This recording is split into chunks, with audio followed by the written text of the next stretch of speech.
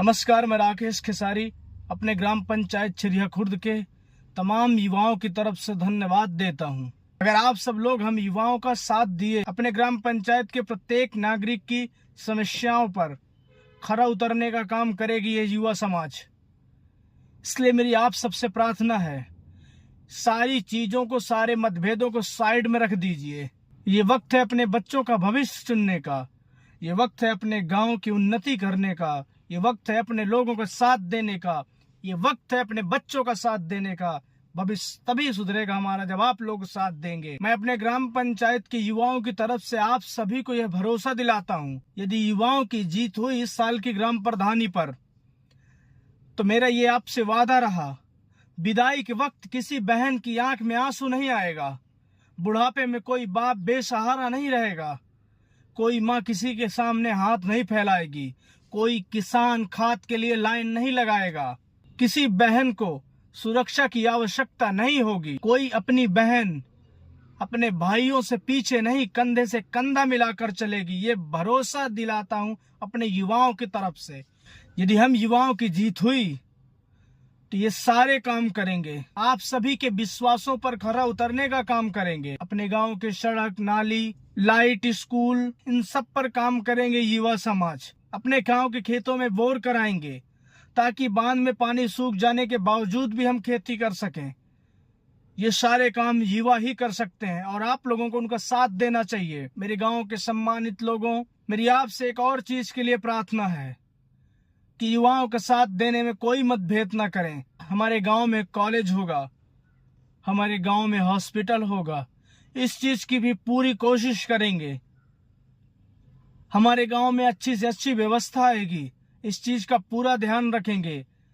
हमारे गांव के प्रत्येक नागरिक की जिम्मेदारी, युवाओं की जिम्मेदारी होगी, इस चीज का पूरा ध्यान रखेंगे। मैं ये नहीं कहता कि युवा सबको हाथ में उठाकर चलेंगे, परंतु सबके हाथ पे हाथ रख के अवश्य चलेंगे। मेरी बात पर भरोसा रखना। और वैसे भी जब जब देश को जरूरत पड़ी है आगे बढ़ने की, तब तब युवाओं ने साथ दिया है। अगर हमारे देश को आजादी मिली है तो केवल युवाओं के बलिदान से मिली है। अगर युवा बलिदान नहीं देते तो आजादी कभी नहीं मिलती। सारे लोगों ने सहयोग किया, मैं किसी का बुरा नहीं कह रहा, परंतु युवाओं के बलिदान का त्याग आज भी हमको याद है। इसलिए मेरे गांव की जनता, जाग जाओ, आप सब लोग एकत्रित हो जाओ। अगर हमारी एकता बनती है तभी गांव का विकास होगा। अगर हमारे गांव में एकता होगी, हम किसी भी पार्टी को मुंह तोड़ जवाब दे सकते हैं। किसी भी व्यक्ति के सामने हम अपनी बात खुलकर रखेंगे और उसको मानना पड़ेगा। हम लोगों को अपने ग्राम पंचायत के लिए जिस जगह जाना पड़ेगा, हम उस जगह तक जाने का काम करेंगे। इसलिए हमारी बात मानिए। आप लोग थोड़े से पैसे, दारू के लालच में नहीं पड़े। मेरी आप सभी से विनती है, अपने बच्चों का भविष्य देखिए, अपने बुढ़ापे का सहारा देखिए। कब तक हम परदेश में भटकते रहेंगे और आप लोग बुढ़ापे में घर में अकेले रहोगे? कौन सहारा बनेगा आपका? यदि बेटा गांव में रहेगा, सहारा तो तभी बनेगा। उसके लिए गांव में कुछ रोजगार भी चाहिए ना।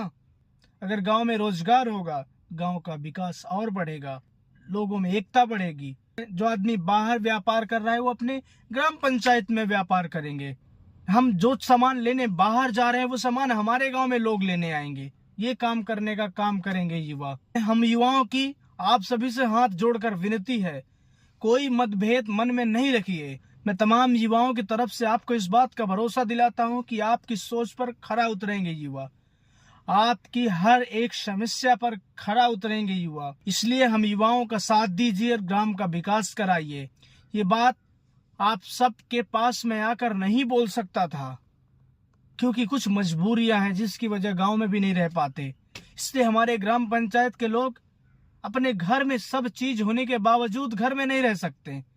ये सोचिए, आप लोग परदेश में दर दर की ठोकरें खा रहे हैं। क्यों? आप लोगों की गलती की वजह से। यदि आप लोग ये काम पहले कर लिए होते तो आज युवा इतना नहीं भटकता। तमाम युवाओं की तरफ से आपका धन्यवाद देता हूं और मुझे इस बात का भरोसा है कि हम युवाओं का साथ इस बार पूरा ग्राम पंचायत देगा और आप लोगों के आशीर्वाद से और साथ से अपने गांव का विकास हम लोग अवश्य करेंगे।